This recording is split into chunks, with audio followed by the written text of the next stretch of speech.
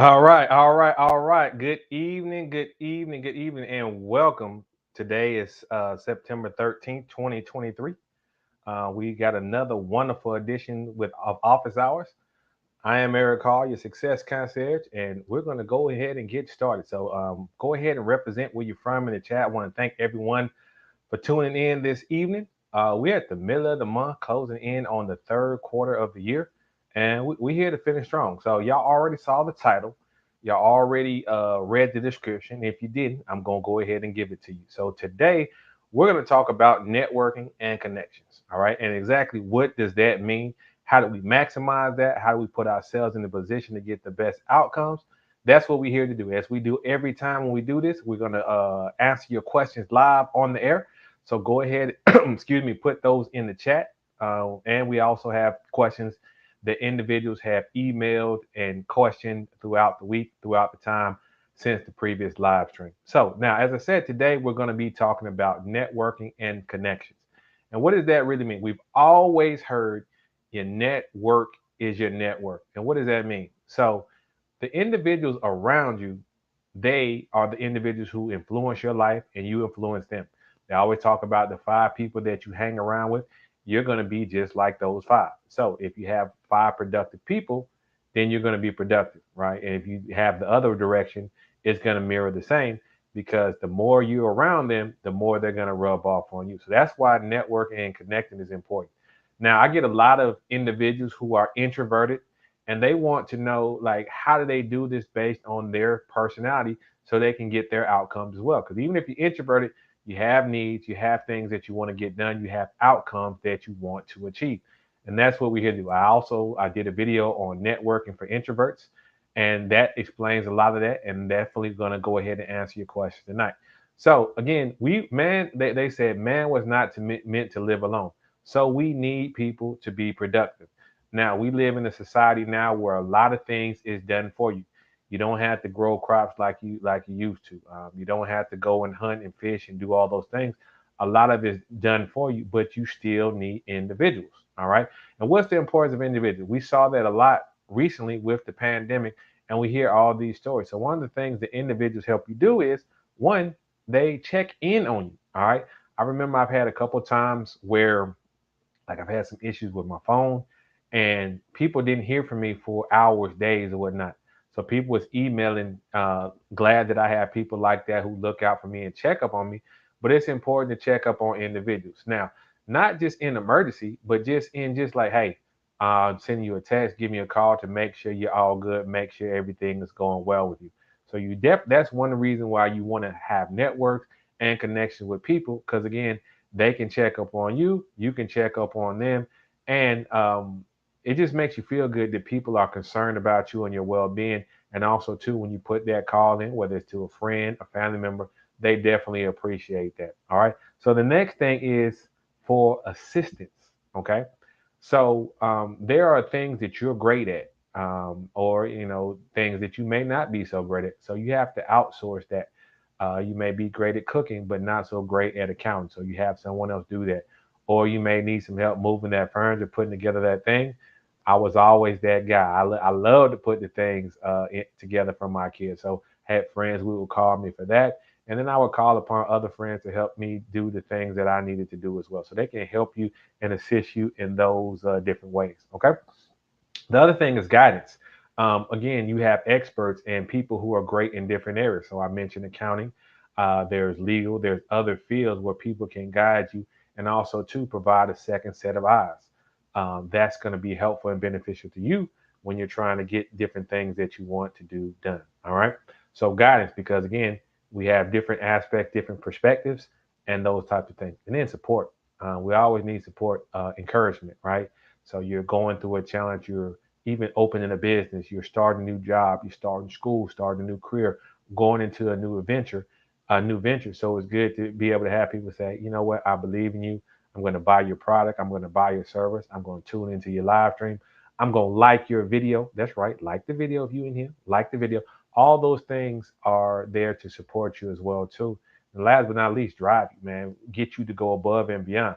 Like if you ever exercise or ever done certain things, it's okay to do it solo, but sometimes those other individuals, they push you and help you get more out of yourself. Like if you pumping that weight, you can only do so much doing it yourself. But you have that individual, they spot you, they can allow you to go beyond your max and go beyond those different levels. So that's where the support comes in, as well as driving you to be better. And then also too, there's a lot of things that we doing. You may be wanting to start a new business. You may be someone who wants to start a new project, and just seeing someone else who's done it, that lets you know it's possible. Okay. So these are all different benefits of networking and making connections, individuals. I was at an amazing networking event this past weekend. Shout out to the Black Manosphere Conclave held in Atlanta, GA. I was there, so I got to network and meet with a lot of talented individuals who have skill sets that I want to learn more about, and also share some skill sets that I have as well too. So that's my opening monologue. We're gonna go ahead and get started. Go ahead, represent yourself in the chat. Shout yourself out. Hold on a second. Gotta take a sip of this San Pellegrino. We stay hydrated over here. So go ahead and shout yourself out. Now is the time to go ahead and put your questions and comments in the chat. As we said, it's all about getting your desired outcome. So let's get started. So let's go ahead and get the first question up on the screen. Again, I want to thank everyone for tuning in wherever you're calling in from. Um, we're here to support you. We're here to put you in position to achieve your desired outcomes. So that's what we're going to do. All right. Okay. This is a good question right here. How do I network and form relationships online and in the virtual world? Okay, great. All right. So online is definitely a challenge. And the reason being is because even in a forum like this, you're able to see me, you're able to talk with me. Sometimes you're not able to do that. So, step number one, you want to be able to talk and interact with that individual live, okay? Because you want to be able to see them, hear them, get their tone, get their inflection for doing that, okay? And now, when we talk about forming relationships and networking, what is the outcome that you're looking to do? Are you forming relationships to one, get a job? Are you forming relationships to make a business connection or even a romantic relationship? So you have to understand what type of relationship that you are looking to form and your desired outcome. All right. Now, like anything else, people like to do business and connect with individuals they know, they like, and they trust. So how do we do that online? By having conversation, by being transparent, by being direct, being specific, asking those specific questions that you need, and building rapport. Now, ultimately, if you're local to someone, even if you're doing business, you want to go from online to offline. Now, that doesn't necessarily mean that you want to talk in person, but you want to talk either on the phone or in a forum like this, where you can talk with the person and see those types of individuals. A lot of individuals, whether they're doing business or they're trying to connect and network, they have a desired outcome that they want to have. Okay. So you may make that initial connection via chat, via email, via those things, but you want to, as quickly as possible, get to a phone conversation, get to a webinar or meeting virtually like we're doing now. And also, if possible, depending on what you're looking to do, get to meeting in person. Okay. So in my past experience, I've done internet marketing, done email marketing, made connections with individuals, and I may like have different type of interactions or connections. But I say, okay, it's great, but I want to dig a little bit deeper into that conversation or that topic that we were having. Would it be okay if we talk for 10 or 15 minutes, right? So then I respect that individual's time and I schedule that. But that is the step. You want the relationship or networking to move progress from right to left and form that connection based on what it is the desired outcome that you want to do. All right, so hopefully that answers your question. But yeah, like I know we live a lot in virtually, but when you think about this, some of you may not be into politics. That doesn't really matter. But they just had was the G20 overseas. I think it was in India or wherever it was. So even though we live virtually, world leaders, whether you like them, don't like them, whatever, that's irrelevant. They were getting together and making connections, decisions, and plans. All right. So the same way they do that, that's things you should be doing. Watch the actions, connections, networking, and plans. All right. So that's the first question. We can go to the next question there. Again, keep your questions live, interactive. Put them in the chat. I'm happy to answer. Happy to help you in any way that we know how. That's what we're here to do. So let's get this right. Oh man, this is a good one right here. So uh okay. So here's the question, right? So everyone is using text, chatbot, social media, etc. for business. How do I compete and how do I maximize? So what I'm kind of seeing right here is someone is mentioning like people are using AI, which is a strong possibility there. Some people are just using text, using social media for business, right? So how do you compete? All right. So a couple things. We just talked about how to network and connect via virtually. So what's going to differentiate you from those other individuals? You're going to be the person who goes above and beyond. Now, I don't know about you, but I know I get calls from computers all the time, right? That is so annoying. I know I can't be the only one. The other thing that's a challenge is when people who don't really know what they're talking about, I can tell they're reading scripts, they're reading forms, and they're not really talking and connecting. So what you want to do is you want to be that individual who connects with the individual. Okay, so let's just say you're marketing online, you have I have a CBD business. I'll just go ahead and put that out there. I have a CBD business. And when I'm talking to someone or I'm getting an email inquiry, they're telling me, okay, well, I have trouble sleeping. I have trouble with pain. I have trouble with this, right? So then I'm going to connect with them. I say, I noticed you have trouble sleeping. Okay. Are you taking anything for that now? What are you doing? What are your needs? What are some things that you've talked with before? So me, I'm digging a little bit deeper and interacting, giving that human touch. I don't care what anyone says. People still like the human touch. We saw that, we learned that in the pandemic when a lot of people couldn't go outside their homes, excuse me, especially children, people working, and their skills atrophy, their sanity, those type of things, those were a challenge. So what you want to do is you want to be the person who stands out. So standing out is you use those things to draw initial interest, but you add that hint of a personal touch so people can say, this individual is different. They pay attention to me. I know them. I like them. I trust them. Those are things that's going to help you set yourself apart and maximize. Now, that's the human side of it. Now, with these different tools right here, they may also be beneficial to your business. They may be able to sort lists. They may be able to gather customer information. They may be able to provide you analytics and things of that nature so you can see how your business is doing because you want to track your progress. You want to see what's working, what's not working. And some of these tools can be valuable in helping you do that. I did a video the other day about maximizing systems. So this is an example of you using technology and systems to multiply your efforts, get the max out of your efforts, and give you more and more horsepower so that you can achieve your desired outcomes. So that's what you want to do. You want to understand your business, understand your customers, how they shop, what's important to them, and then you want to dig deeper, socialize, connect, and work with them on that. And this is how you're going to differentiate yourself, and you're going to maximize. You're going to use those tools to accelerate, give you more horsepower, help you be more efficient in those areas, help you connect with more people. Then you're going to take it to the next level by being interactive, engaging, being personable, and provide that human connection, which so many people lack, right? So, just perfect example. I had a couple of people, friends, family members who recently had birthdays. All right. So typically, what I do, you get the notification on Facebook. Everybody says, "Hey, hello." So then I'll text them as well as call those individuals. So now that technology has brought that date important thing to my attention, I use one form of technology to send like a welcome, and then I followed up with the personal touch. So you have to do all three of those things to maximize. If there's something specific that you want to talk about, book a session. You can check me out online on Instagram. iamerichall. You can put comments down here in the comment section, and we can connect. I can answer those questions that you may have. All right. So yeah, that's how you compete. That's how you maximize. You use everything to your disposal at your fingertips, and then you go and dig deeper on that and you give that personal touch, you help out, you connect, you connect, you connect. That's what we're here for, connecting. All right. So we can go ahead and go to the next question while I sip on a little bit of this San Pellegrino here. All right. So all right, man, this is huge right here.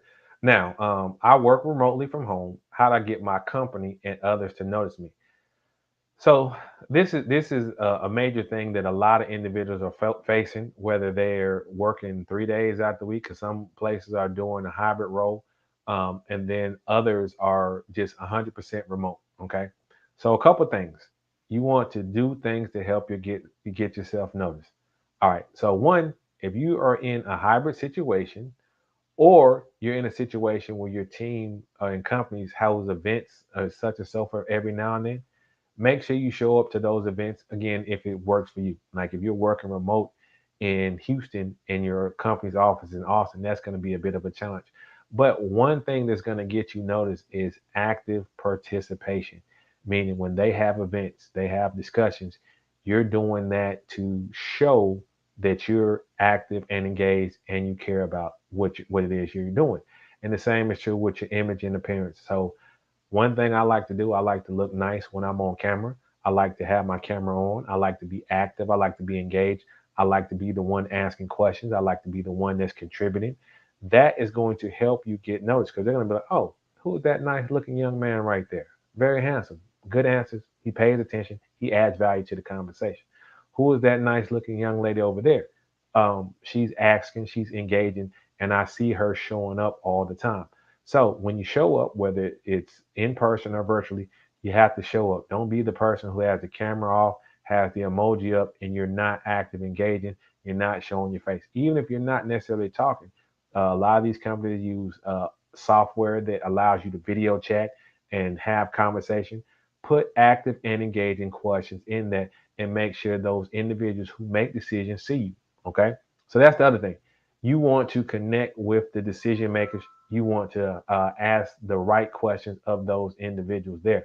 So you want to make sure that they're seeing your work. So if you have a project, hey, I'd like to give a report on this project that I just did. Hey, I just know this issue and challenge that I saw coming up. I would like to work on it.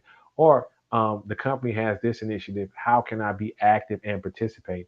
Just like you are in the real world and you're meeting face to face, you have to be active. You have to engage, you have to participate. You have to be the one who raises their hand to volunteer. Now, this is just if you want to get the outcome.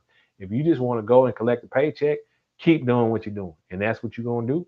And depending on the quality of your work, that may be all they ask you to do, and that may be fine for you. But just understand, like we're in the economic times, they're looking at people. How do we cut numbers?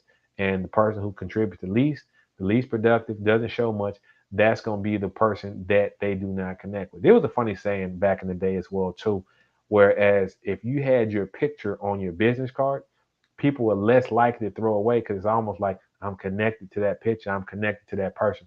And the same thing is being done here when you're trying to get your company to notice you.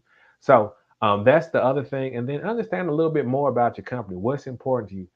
Put important to your company. I know, like, whenever organization, specifically my organization, and even other organizations, they have mission statements, whether that's related to the company, specifically on the product or service that they offer. They also have different things they may want to do in the community or community initiatives. And then they may have performance based initiatives or projects or opportunities for you to create and show the things that you do well.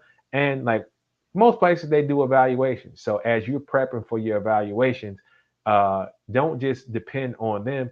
Keep a note, keep a list of all the things that you accomplished. You may, we're in September, so you may have completed this particular project in February.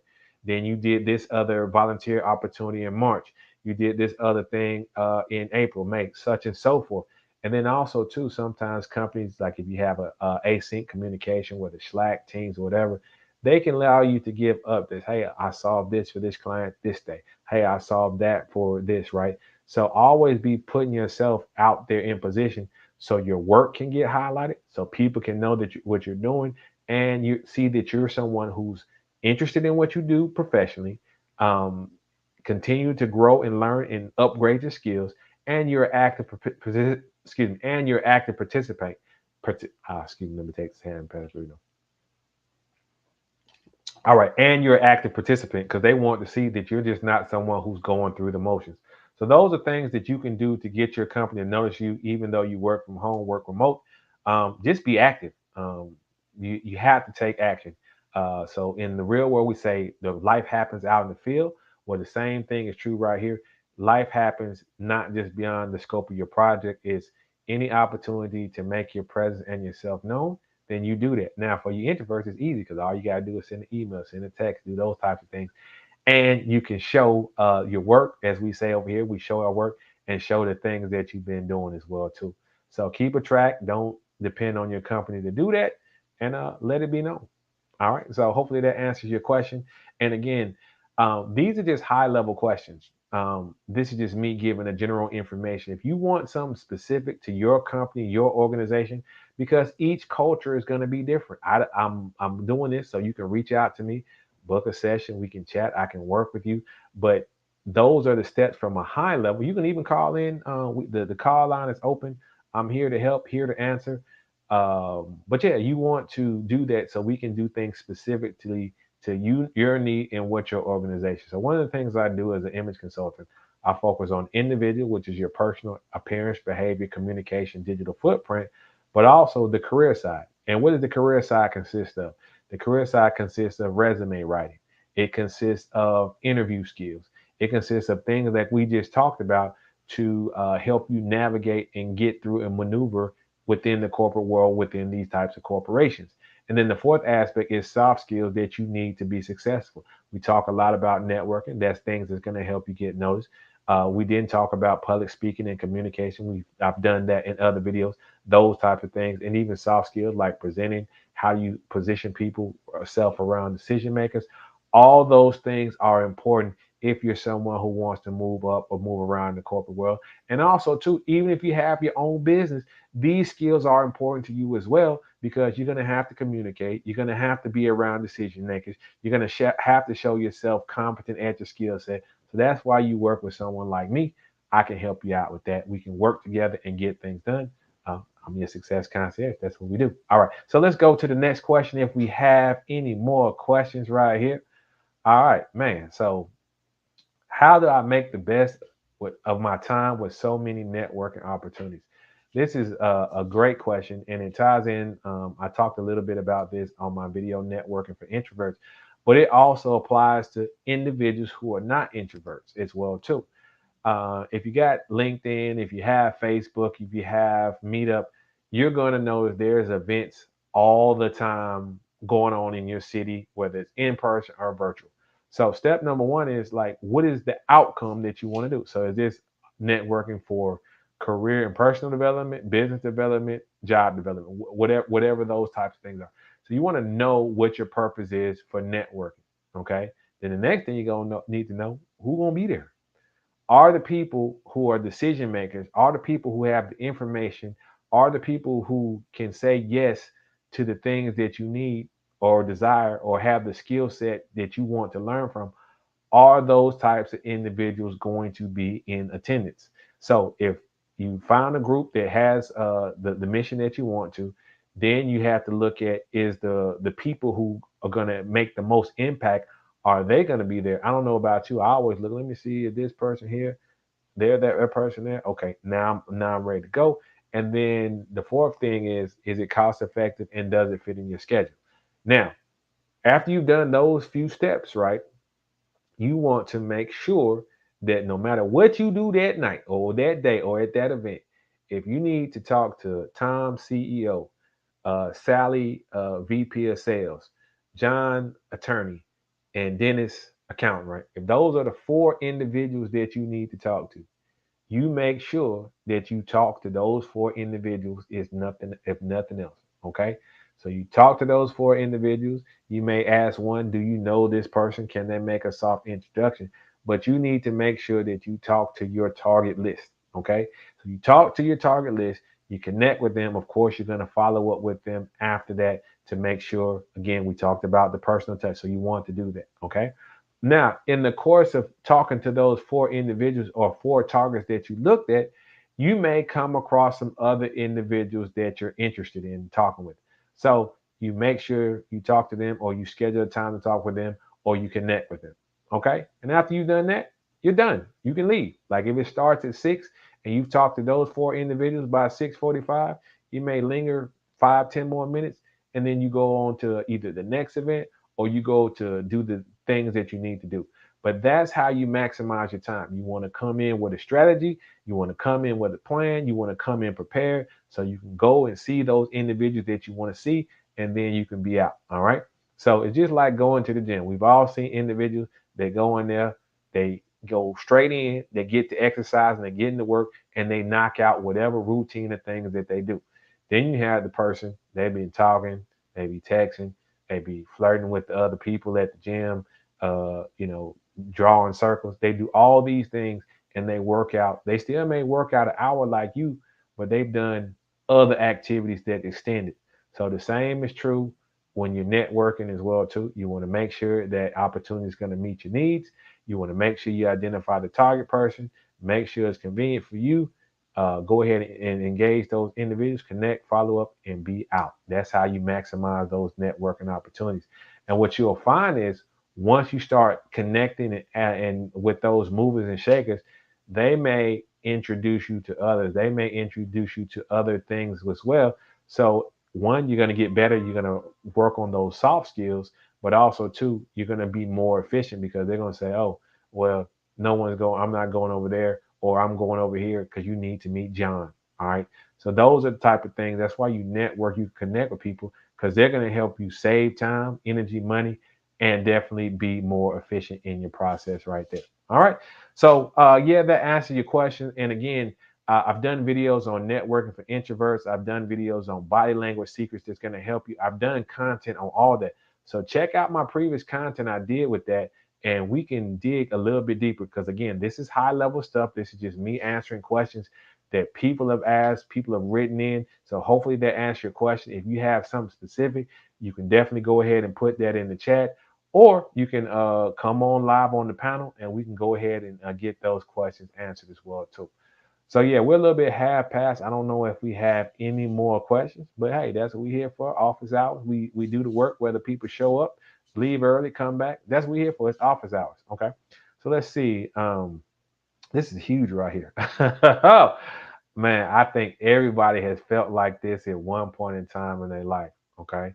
So there's a person slash company that wrong rubbed me the wrong way. I wanted to say F it and be done and scorch the earth.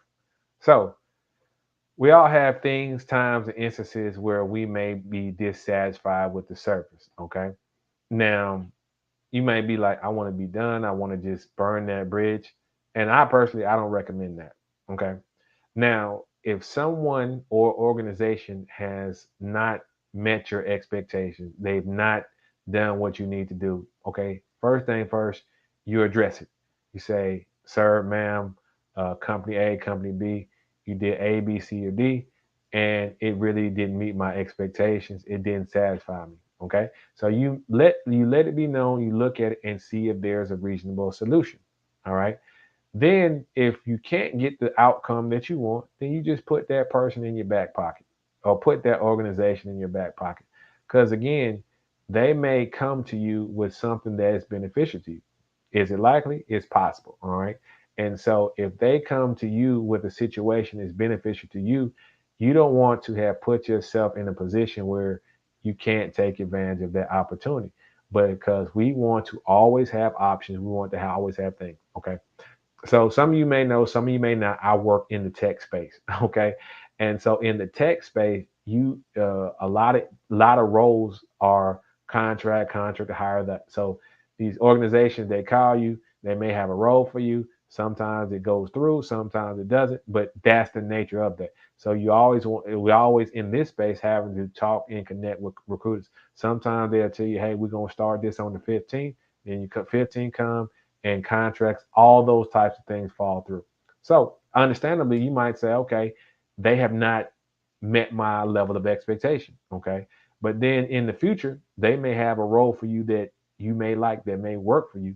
And because you kept the door open, and not saying you call them and you be aggressive with them or be assertive trying to get that done, but they may be bring things to you, and you only deal in those situations if it's fact beneficial to you. Now we've all had individuals who's supposed to come and fix something, right? Like sometimes they dependable, sometimes they deliver this day, sometimes they deliver that day. Now we may in our mind say, okay, this level of service is not meeting my expectation, but so I'm going to go to someone else. And you do that. And you go and you get the level of service that you need. Now that there may come a time where the person is on vacation, they're not available, and you may say, okay, I'll give this person a shot because they only work on Saturdays and bam. And so because you have not necessarily severed or broken that relationship, you're able to go back and deal with those individuals. Now, individuals and organizations who don't meet your expectations, uh, we reevaluate those organizations. So let's just say there was number one, and then they fell off because they didn't meet expectations. Then they may drop to two, or they may drop to seven. They still on the list, but the less productive, the less helpful they are, they move further and further down the list. So you don't have to scorch the earth with them. Your actions and how you spend your time, your energy, your money, that's enough, right? Because they've demonstrated that they're not able to do that. And so you've moved on to other things. But if in fact there is a need for them, there's something mutually beneficial that benefits in your favor, you have the opportunity to utilize that opportunity to take, to get done what you need to get done and get the outcomes that you need to get done. So that's about putting yourself in position. So again, I'm not a fan of specifically scorching the earth in those type of situations. I'm a fan of moving on and progressing. And if that situation presents itself and it's improved and it works for you, then you can do that. If it doesn't, you haven't burned a bridge. You just use another one. You took a helicopter, you took a boat, you took a ferry. Either way, you've gotten to the other side of the river or other side that you're trying to go to, and you haven't done any damage. Okay. All right. So that is that question right there. Hopefully, again, I answered your question about that. I know individuals get frustrated with, let's just say this, customer service. That sometimes we go places, they don't provide that. Um, whether it's at the airport, which is, I've been traveling a lot frequently. I've seen that a lot, but sometimes it's not worth it to get on the no-fly list or get on those type of things. Uh, Sometimes I have fun with them. People who see me, they know how I do. So yeah, that's what we do right there. All right. So yeah, let's see if we have any more questions. As I said, the call line is open. Um, the call line is open, so if people want to chime in, if they want to ask questions, you can put those in the chat. That's what we're here for. Okay, so let's go to the next question. I consider myself an introvert, and being a lot around large groups gives me anxiety. Please help. Okay, so let's rewind a little bit. I did a video on networking for introverts, and then we talked about different types of things as far as how to maximize your networking opportunities. That definitely applies here in this instance. Okay, so I'm an introvert, extrovert. It doesn't bother me one way or the other. I can go out and be around people, or I can be at home. But I know, and it doesn't really bother me because I'm out there achieving a mission. Now, there are some individuals who just being around large groups of people, it gives them anxiety. Okay, so let me give you the game plan so you can go ahead and do that. All right. So one, let's look at how do we maximize that and how do we avoid certain situations. And so what I tell individuals, if they have to go to groups, try to focus on smaller settings where it's 10 to 15 people, 10, 12 people, those types of things as well too. All right. And if possible, take a wing person, or even in larger settings, find groups and connections with individuals who are like minded to you. So let's just say there's a networking event, and over here they have the people who are in media. So maybe that's your thing. Or they may have the people who are over in accounting. That may be your thing. People who are over here in tech. That may be your thing. Or the people who may be in accounting, law, whatever. So identify groups within those large groups. So now you've effectively taken the large group and making it smaller. And how does that help you? So you're going to be around individuals who share some of the same interests, answer some of the same questions, and have some of the same concerns that you do. Now here's the other thing, right? Because you're introverted, you don't want to talk much. So you can just say hello, maybe ask a question or listen to other people talk and interact. So while they're talking, they be like, "Oh, well, I had a question about this." And you be like, "Yeah, I had that question too. Can you tell me more?" All right.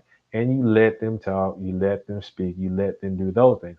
So that allows you to be there and be observant, but you're not pressured to carry the conversation. So you take those large groups, break them into smaller groups, and then you focus on the task at hand. What is it that you're looking to do? Just like we talked about opportunities to maximize those networking, it applies to you introverts as well too. You want to identify your mission, identify those few people that you want to talk to them. And we know that you're not going to be there till closing time. You're going to get in there, you're going to do your networking, you're going to connect, and then you're going to be out of there. So the same is true there. And you want to take things slow, take things small, take things in a non-threatening manner. And that's going to help with your anxiety because it's going to be something where it's like, okay, I'm just like you go to the store. I'm going to achieve this task. You're going to be able to move and get that done. And you're going to be able to do that in a confident manner. So it's not going to be as stressful, as difficult as it may seem otherwise. So that's going to help with your anxiety, planning ahead, doing things that are strategic and moving that way. And that'll help you with your anxiety. Um, and see, that's not necessarily a thing just for introverts. It could be someone who's nervous. They're in an environment that they're not used to. They're not comfortable. Maybe you've never been to a foreign country, and so you're around people who look totally different than you, or you've never been around CEOs or C-suite people, and you're in an environment that's not comfortable to you. It could be anybody. So this applies not just for your introverts, it applies to your other individuals as well too. If it's business or work related, get yourself someone who can help you out and maybe block and deflect for you. That they can be the individual who does all the introductions.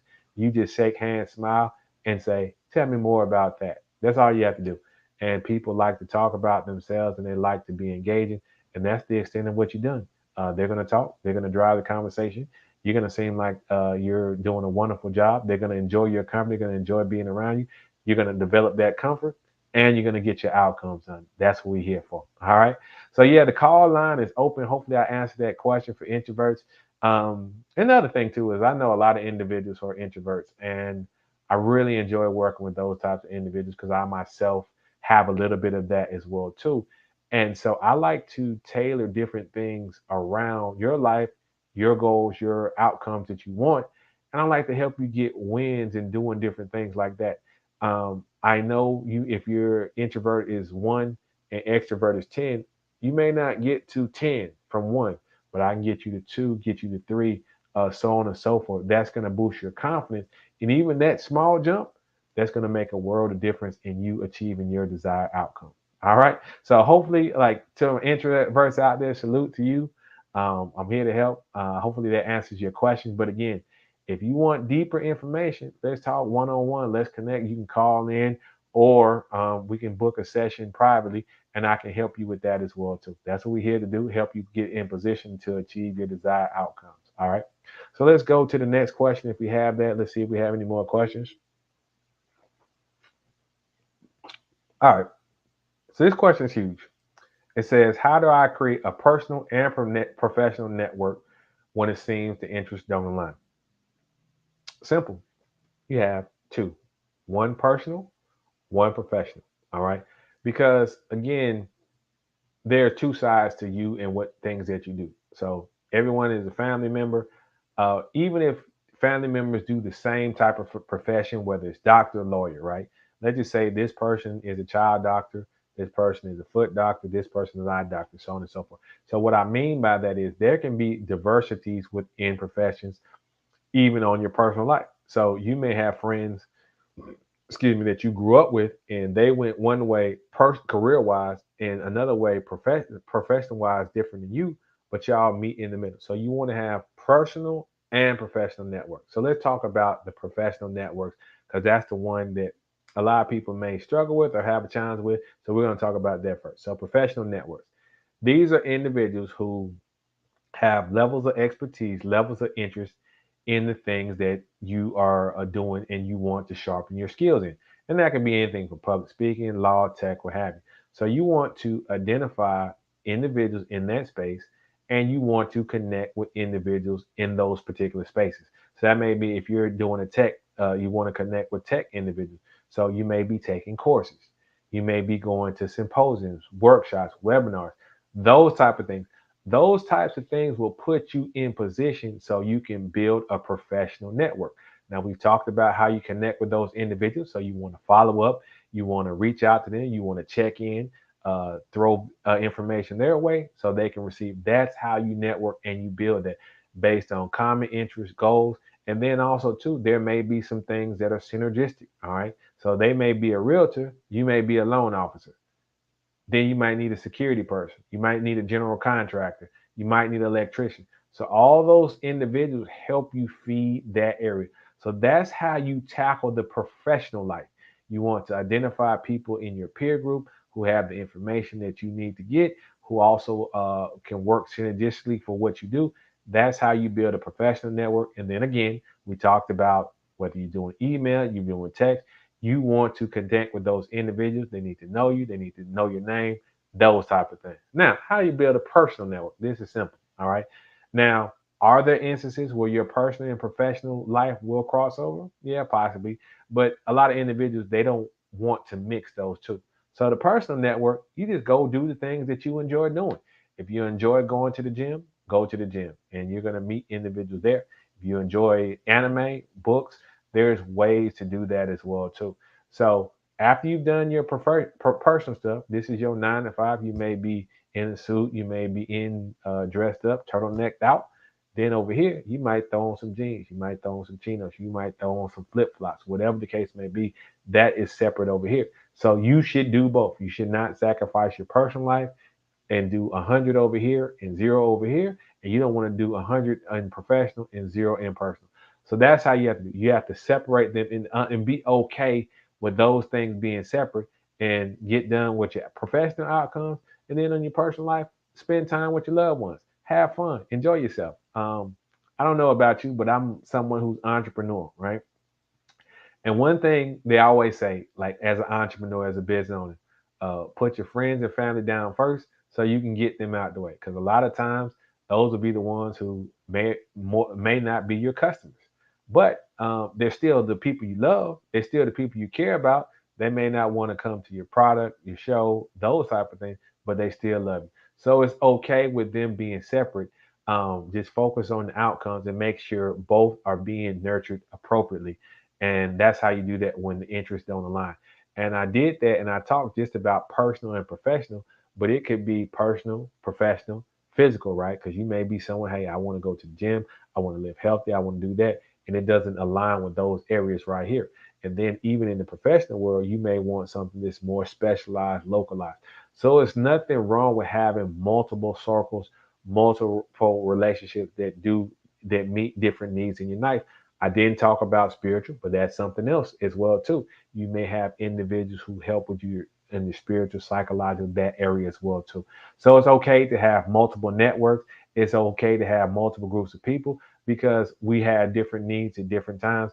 Just make sure you're fostering those, and if those don't cross over, and that's fine. Okay, and if you want to keep them separate, that's fine as well. It's just you got to identify, sort it out, and make it work. That's what we do here. All right.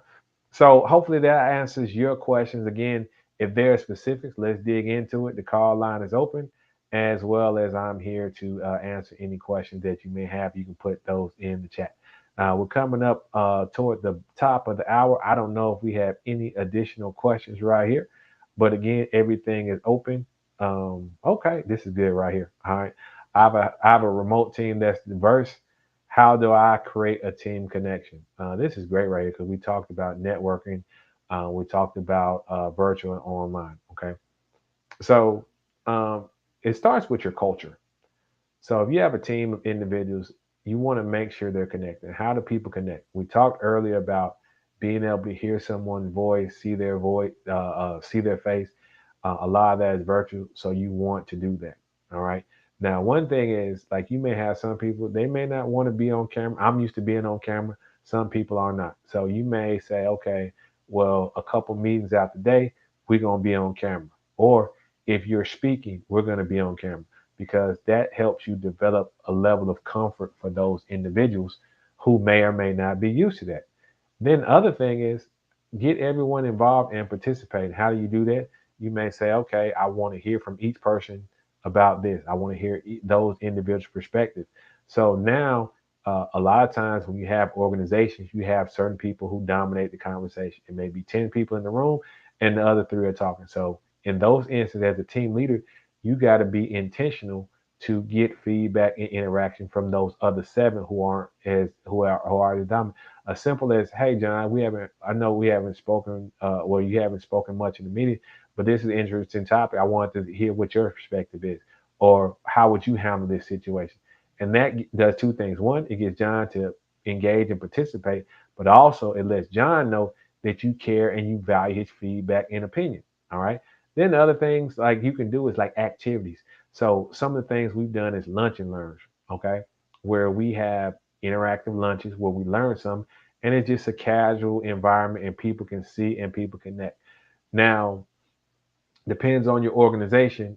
We've done I work in tech, so we do this thing called retro, where it's like we may have a period of time that we work and we talk about and discuss how it went or how that project or that process went. So you can set those up where people can give feedback, they can engage, and they can talk. Now you want to foster an environment. Some things you may want them to be anonymous.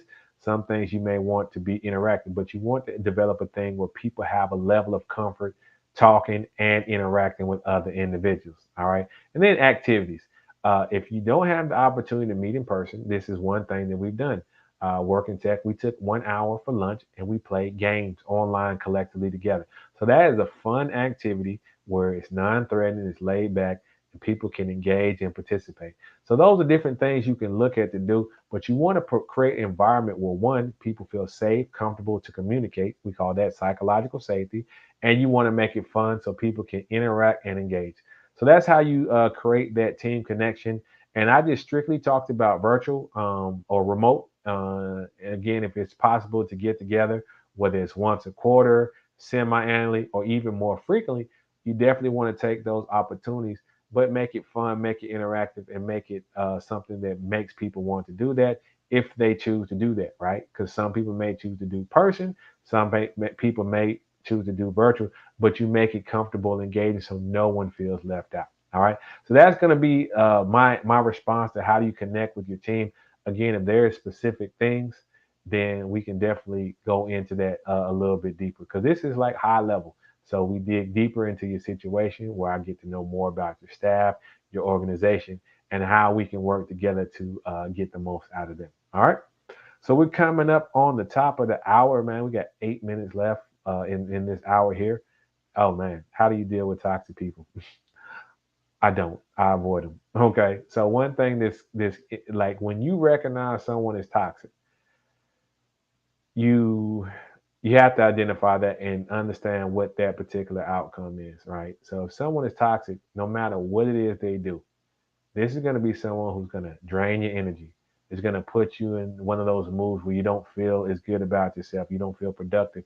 We've been around those people who just instantly suck the air out of the room, and that's not a good feeling. So I try to avoid those individuals as much as possible, eliminate them from my life, eliminate them from my space. One thing we that has been told to me is about boundaries.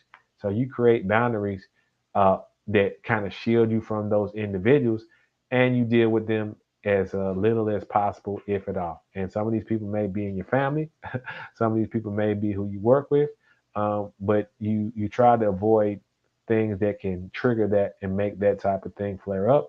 And then also too, depending on the situation, you can let them know, hey, because sometimes people are toxic because people have allowed them to be. And when I say they have allowed them to be, they allowed other people allowed them to share their problems and emotionally vomit on them.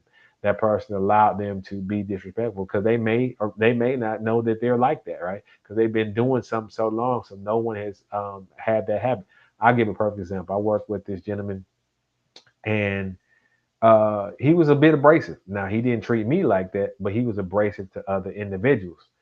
Now, I was a consultant for this company, and so the other individual he worked for the company that I was consulting with, and so anytime someone had a problem with him, they never told him.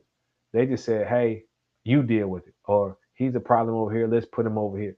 So this particular individual, no one had ever addressed the issues with him. All right. So they asked me, I talked to them, and I was like, let's talk about this. Were you aware of that? Have you thought about this? Have you noticed this with your interaction? And this individual had no idea that one, people had issues or challenges with the way he was acting or behaving.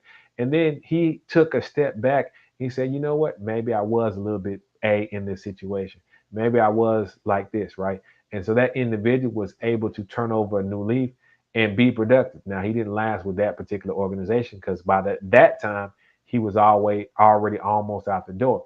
But when he's moving forward and going forth to other things that he does, that's going to be helpful and beneficial to him because he knows what to be mindful of. So again, if I always like to give a person the opportunity to understand how their behavior or their actions are affecting people, and maybe they can make an improvement. If they don't, then you just limit your interactions with them or avoid them altogether. That's how we get that toxic people out there out of our life, and we get that energy drain going. All right, so that's a great question. I don't know if we have any more questions left. Okay, man. Y'all must know what I like. Y'all must know what I like. Okay, this is a John Wick question. All right. Shout out to Lance Riddick, the other concierge. All right, so you talk about lone wolves dying, but what if I want to be a one-man wrecking crew like John Wick? Now, John Wick, if you haven't seen it, 4 chapters and counting, Continental coming up. Uh, John Wick appeared to be a one-man wrecking crew, but was he really? Okay, so people feared John Wick because the things he did, they didn't want to mess with him. You know, he took on all challenges and became victorious. But did he really do that alone? All right. So even in a sense like that, John Wick, I wouldn't consider him a lone wolf, even though he was alone. All right. So if you watch the show, you watch the movie, you understand one, they have rules, they have structure. And without rules, they say, we live like the animals. So John Wick had a lot of people in his circle, right? He had Winston. He was the owner of the New York Continental, who, when John Wick, broke one of the rules of the Continental, he gave him time before he rendered him excommunicado, ultimately sparing his life. Additionally, he gave him a marker. You had the concierge, of course. Sometimes he watched the dog, even prevented someone from breaking one of the rules. So John Wick had a team of individuals. Then he had the sommelier, who was doing the weapons, right? He had the individual who was doing his suits. He had the character played by John Leguizamo who was doing the cars. And then he had other individuals like Bowery King, shout out to Lawrence Fishburne. Halle Berry was also in one of the chapters as well. And then even at the end, I'm not going to spoil the movie, but he had connection with individuals. So even though John Wick appeared to be someone who did a lot on his own, he actually was not a lone wolf. And that was some of the keys to his survival. That was some of the keys to him getting things done. So again, you can be a one-man wrecking crew if and that's what you choose to do, but you're not going to be able to do that alone. You're going to have alliances with people who's going to help you along the way. So John Wick, even though he was a one-man wrecking crew, he truly was not a lone wolf. He had the help of a concierge like me and other individuals as well too. All right. So yeah, shout out to Keanu Reeves, John Wick, amazing movie. Check it out. All right, so that answers that question right there. I don't know if we have any more questions. The call line is open. I'm here for you, Success Concierge. Looks like, let's see here. Do we have anything in the chat? Anyone have anything else to call in on? So it looks like we have answered all your questions. So again, that's what we do here. Put you in a position to achieve your desired outcomes. So I just wanted to kind of highlight the importance of interacting with other individuals, making connections, putting yourself in position to win. Because again, as much as we have up here, is magnified and multiplied by having other individuals who have knowledge that we don't have. They can shorten that learning curve. They can give you a hand when you're trying to get something done. They can provide that information. They can provide that knowledge. They can be a confidant. They can be an extra set of eyes. All those things are important in making connections and going forth. So hopefully this is something that you can do. I provide you some information and techniques so you can go ahead and utilize these type of things. Because that's the purpose is. The purpose is to answer questions and take action and put yourself in position to achieve your desired outcomes. So again, September 13th, 2023. Thank you for tuning in. I am iamerichall, your success concierge, providing you the vision, tools, and opportunity for your desired success. Salute, and we out.